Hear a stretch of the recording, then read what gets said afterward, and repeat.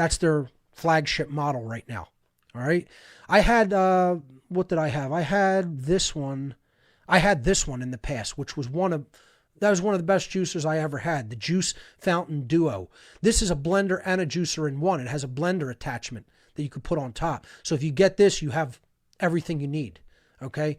So, and then they have some citrus juicers. I don't really recommend them because they do not keep the pith in the juice. Masticating juicers like the ones I showed you up here are much better for citrus. Okay.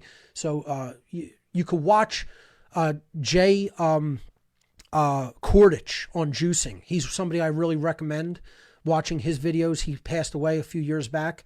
I also like John Kohler from discountjuicers.com. Maybe I'll link to his page. I think he's a definitive source on juicers and juicing in the modern world, almost like the modern day Jay Kordich. I also recommend Dan McDonald. Dan McDonald knows a whole lot about juicing and has great recipes, especially when it comes to detox for the body. So he calls himself the Life Regenerator. Great guy, very positive attitude. Okay, so that's juicers. Now blenders. I'm a Vitamix fan. Some people like Blendtec, some people like Ninja. Okay, there's tons of them out there at all different prices. They're newer ones, pretty expensive. You're gonna have to spend for a heavyweight one with a tamper. You're gonna have to, go into like the $400+ range. Okay. They have some older ones that are, in the $300 range. And so none of mine are, this is the one I own. I own the 5200. It retails for $400 still today. Okay.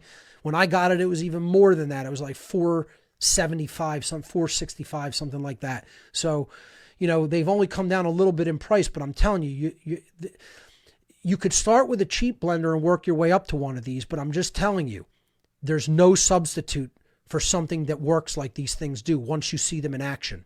You will never see it as a regular blender. And it's not about the price, it's about the investment in your health.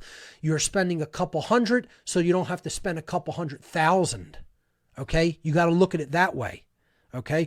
Which you're going to have to do through, insurance, which is all a scam on top of it.